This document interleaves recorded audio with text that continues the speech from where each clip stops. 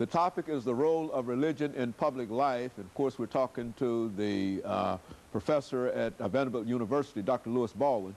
And of course, Dr. Baldwin, let me sort of pick up where we left off the last time. You were talking about the so-called mega churches, and you were making some distinctions between. The mega church phenomenon, as I indicated, is a very recent phenomenon, and they're very interested in putting religion to the service of public policy matters, and of course emphasizing the importance of religion in the public arena. I think we need to make some distinctions between the way Dr. King related religious convictions to public life and public policy matters, and the way mega churches are doing the same thing today. Dr. King, interestingly enough, respected the boundaries that separate church and state.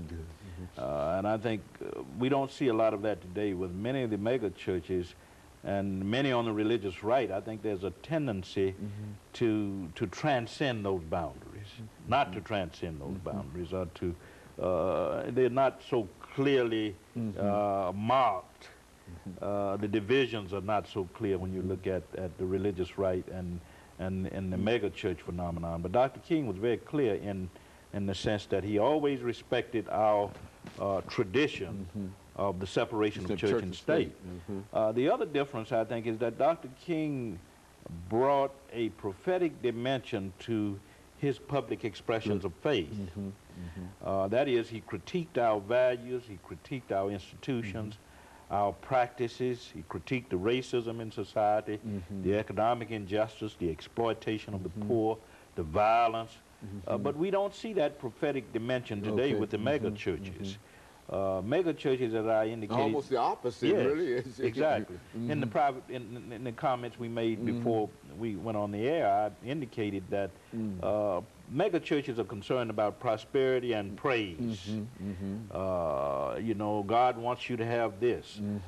Jesus came that we might have life and have it more abundantly. So you have a gospel of prosperity, positivism, but not a prophetic social gospel.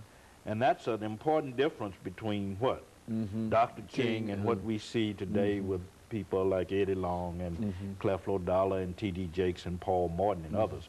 Now, not to say, I'm not saying that we don't need these people, because I think they're doing a great job in terms of pursuing charity ministries, that is feeding hungry.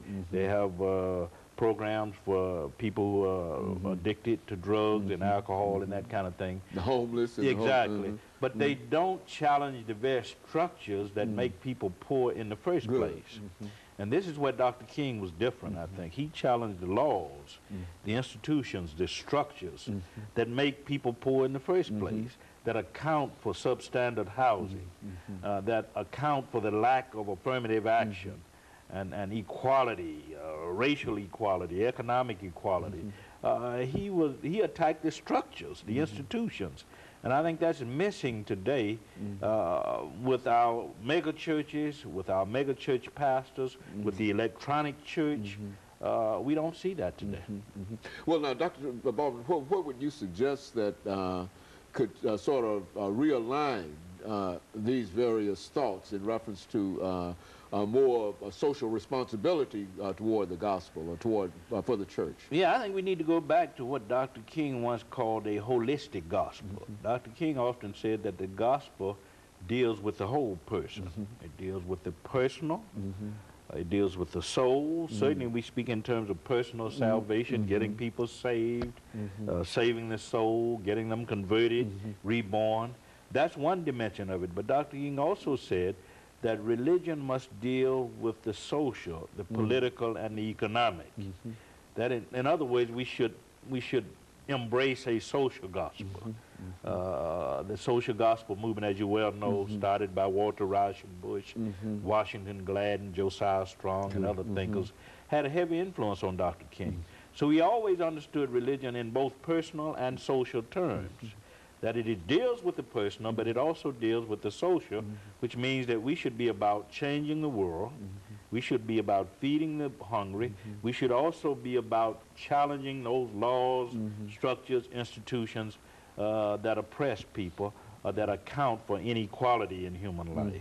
Dr. Baldwin, you know, since you're associated with one of the great divinity schools at Vanderbilt University, et cetera, let's look at some of the things that are being done in various divinity schools, not only at your institution, but across the nation in terms of the kind of information that you receive and et cetera. Do you find that there's much effort on the part of those individuals who are responsible for these divinity schools in terms of talking about the king kind of social gospel or the other kind of gospel? Unfortunately, we don't see enough of that. There is some of it, of course, in our more liberal seminaries, not in the more conservative seminaries where the emphasis, of course, is on issues like prosperity and praise and strict biblicism, fundamentalist Christianity. We don't see enough of that, and I think that's part of our problem. We need to revive what Dr. King was about. Go back to this idea of a social gospel that challenges structures, institutions, unjust structures, institutions, laws in society, and that are interested in creating a world that is what? In which poor people can realize their dreams, a world in which where people are fed, where people are fed housing, and they have medical care, and there's no war and that kind of thing. I don't think we're pushing those kinds of issues enough, unfortunately, in the divinity schools and seminaries of this country. I mentioned to you earlier a 3-volume work that that is developing out of the Morehouse School of Religion now on the black church and public policy issues. And what we are looking at, of course, is the public policy activism of black churches. And we are talking about these same kinds of issues.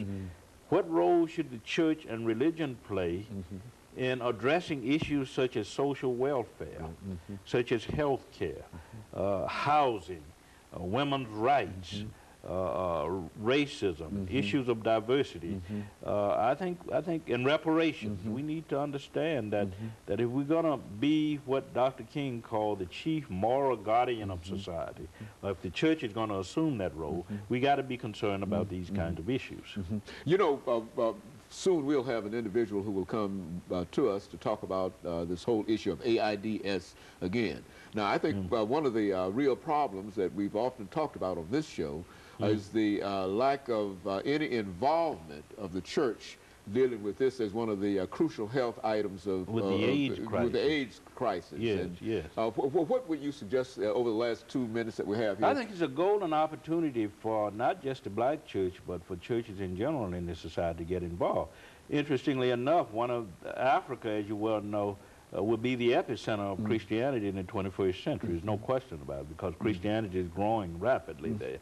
And I think it's a good opportunity for our churches in this society to make connections with African churches and churches in Asia, which are growing rapidly, to address this crisis of HIV/AIDS.